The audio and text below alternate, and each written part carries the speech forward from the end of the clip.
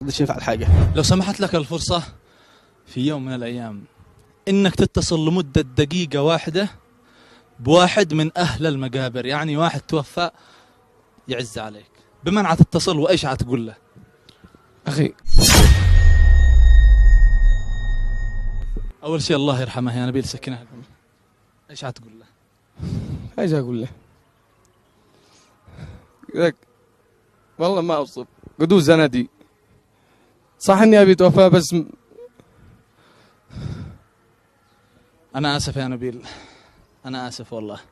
راح ورحل راح ورحل لو في رجعته مالي امل الحزن في وجهك تمل. أنا آسف يا نبيل إني قلبت عليك.